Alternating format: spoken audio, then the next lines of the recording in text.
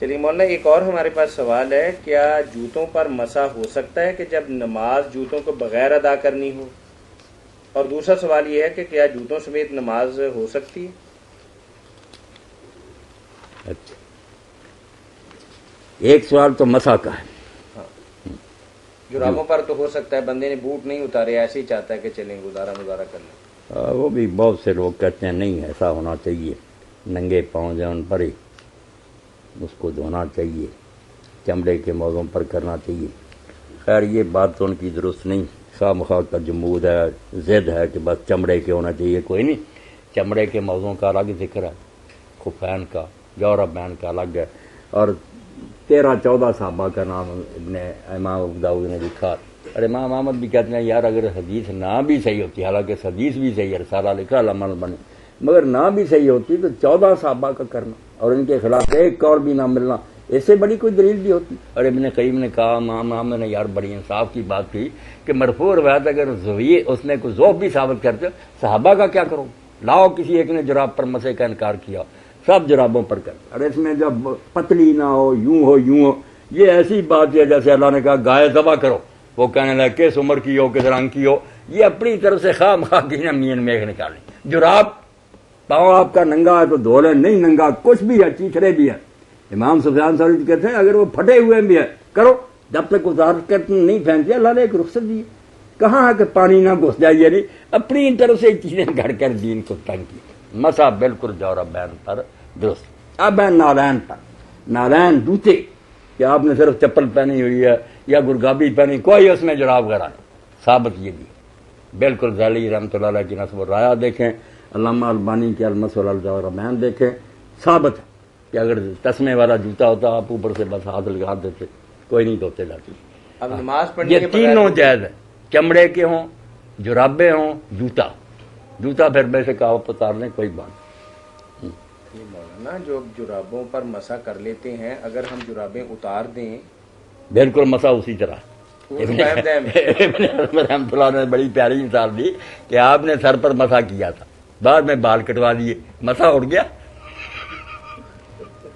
مسح ایسے ہی، اس لیے آپ وہ جراب اتار دیں، موزہ اتار دیں. جب حکم تھا وضو کا اس وقت تو تھا نا آپ کے پاؤں، اس پر آپ نے عمل کر لیے.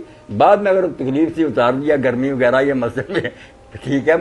سوال کا دوسرا حصہ یہ ہے کہ جوتوں سمیت نماز ہو جاتی ہوتی، بالکل نماز ہوتی، کوئی بات نہیں. اللہ خیر ہے. اس خوبصورت کہ یہ جرابوں پہ مسح کرنے کے بارے میں ذرا مختصر بتا دیں کہ کتنے دنوں تک مسح کیا ہوا، کتنی نمازوں تک؟ امین بھائی یا کتنے دنوں تک؟ سن لے نا، جو بستی میں رہ رہا ہے، سفر نہیں کر رہا، وہ اگر وضو کر کے جرابیں پہن لینا تو بعد میں جب وضو ٹوٹے گا اور نیا وضو وہ کرے گا نا اور اس پر مسح کرے گا، اس وقت سے گننا شروع کرنا. یہ بات ذہن میں رہ، جب سے جرابیں پہنی اس وقت سے نہیں. جب جرابیں پہننے کے بعد آپ نے پہلا وضو کیا اور مسح کیا نا، وہاں سے لے کر ایک دن ایک رات، یہ اگر نہ آپ اتاریں تو مسح کر سکتے. ایک دن اور ایک رات. اگر مسافر ہیں تو پہلے مسح سے لے کر 3 دن 3 رات اگر آپ جرابیں نہیں اتارتے تو مسح کر سکتے. مسافر 3 دن 3 رات اور وطن میں رہنے والا 1 دن 1 رات. اچھا، مسح کرنے کا سنا تو ہوا، لیکن مجھے ذرا آج کلیئر کر دیں دوبارہ، مسح کرنے کا صحیح طریقہ کیا ہے؟ پانی سے گیلا کر کے ہاتھ گیلے کر کے ہاتھ زیادہ نہیں پھیرنے کو، جرابیں گیلی ہو جائیں آپ کو پھر نہیں، وہ بات نہیں. صرف ہاتھ جو ہے نا گیلے کر کے نا تو ان کو ذرا جھاڑ دینا ہے، پانی جو ہے نا گر جائے، اور صرف انگلیاں جو ہے نا ان کے سرے، انگلیوں سے لے کر نا بس پنڈلی تک اس طرح اوپر سے لکیر کھینچ دینی ہے.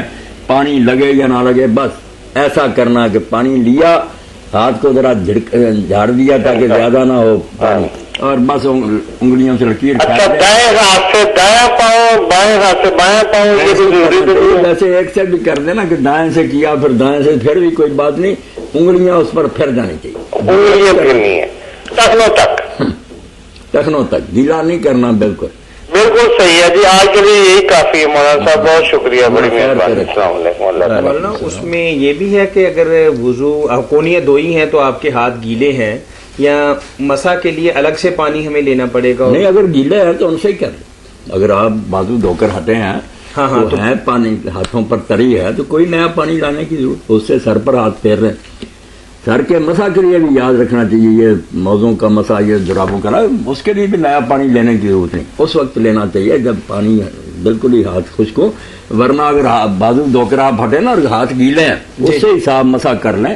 حدیث پاک میں آتا کہ آپ ہاتھوں کی تری سے ہی بس سر پر ہاتھ پھیر لیتے تھے، اتنا زیادہ گیلا کرنے کی ضرورت نہیں۔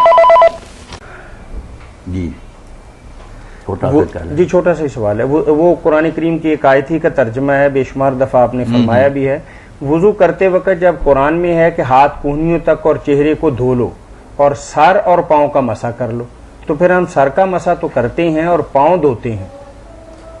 بھائی اگر قرآن میں صاف یہ بات ہوتی کہ سر کا مسا کر لو اور پاؤں کا مسا کر لو تو یہ دو گروہ کیوں بنتے، اور لوگوں کو کیا ضرورت تھی کہ وہ بجائے آسانی کے بھی آرام سے مسا کر لیں، دھونے کے چکر میں پڑتے۔ قرآن میں بات اس طرح نہیں، کلیئر نہیں بات آئی، نہ دھونے کی نہ مسا کی، دونوں کی گنجائش ہے، گرامر کے مطابق دھونا بھی بنتا ہے مسا بھی بنتا ہے۔ اب جب لوگوں نے سنت رسول کو دیکھا تو زیادہ یہی نظر آیا کہ حضور دھوتے تھے، اس لیے انہوں نے دھونے کو اختیار کیا۔ گرامر کے لحاظ سے مانے دونوں برتے، مسا کم نہیں، اس کے ساتھ جڑتا الگ ہے۔ وَمْسَحُوا بِرُؤُوسِكُمْ، راجے مانا کون سا بنتا؟ راجے تو دھونے والا ہی، جس میں شک سے نکل جاتا کہ مسا بھی ہوگا تو دھونے میں مسا بھی آ گیا، دھویا بھی گیا۔ نہیں مولانا، پھر تو اس طرح دین کے معاملات جو سوئم کرتا ہے، چہلم کرتا ہے، چلیں اگر کرنا تھوڑی بہت گنجائش ہم کر لیتے ہیں، نہیں اس کی تو گنجائش ہے ہی نہیں۔ یہ بات ہے کہ دین میں دونوں پہلو ہیں، اب ان میں سے کون وزنی ہے، یہ ہے بات کہ آیت کے مفہوم بھی دونوں ہیں، حدیثیں بھی ہیں، یہ اور بات ہے۔ یہ جو ہے نا آپ جن کی باتیں کرتے سیوں وغیرہ، وہ تو خود لوگ مانتے ہیں کہ بدعت ہے، اچھی بدعت ہے، یہ نہیں مانتے ہیں دین میں نہیں، وہ بات اس سے نہیں ملتی۔ یہ ہے کہ دین میں ہی ہے کہ گرامر کے لحاظ سے یہ بھی منع بنتا کہ مسا کرو، یہ بھی بنتا دو، ہر جرا قوم ہے۔ اگر کوئی آدمی دھوئے نہیں جان بوجھ کے مسا کر لے تو آپ کے خیال میں اس کی نہیں، نماز میں ہو یہ جائے نہیں کہوں گا کہ وہ کافر ہے یا بے دین ہے، جیسے یہ پوچھ نہیں رہا۔ امام شارانی لکھتے نا کہ جو مسا والے ان کو بھی تم غلط نہیں کہہ سکتے، کیونکہ ابن عباس اور کئی لوگوں کا یہ مطلب تھا، اس لیے وہ بھی نہیں ہم غلط میں بھی یہی پوچھنے والا ابن حزم کی المحلہ خدا کے لیے سارے دیکھیں تاکہ یہ جھگڑے ختم ہو جائیں کہ گنجائش دونوں کی۔ اسی لیے کئی امام اس کے قائل ہو گئے کہ دونوں میں سے دو چیز چاہے نمازی کہہ سکتے، کبھی دھو لے کبھی مسا کر لے، اور کئی بیچارے مجبور ہو گئے کہ یار دونوں کرو، حل کوئی نہیں ہو رہا، پہلے مسا کیا کرو پھر دھو بھی لیا کرو، جمع کر لو تاکہ نہ جھگڑے سے نکل جاؤ کہ اللہ ہم نہیں سمجھ سکے کیا حکم ہے، اگر مسا کا تو وہ بھی ہم نے کر لیا، اگر دھونے کا کچھ جمع کے قائل، کچھ تخییر کے کہ دونوں میں سے جو جی چاہے، کچھ دھونے والے، کچھ چار مسلک بن گئے، اور بڑے بڑے عالم اور امام ہیں۔ ظاہروں کی کیا باتیں وہ جو مرضی کہتے پھرے، کتاب میں پڑھنی چاہیے۔ ٹھیک ہے، جزاکم اللہ خیر۔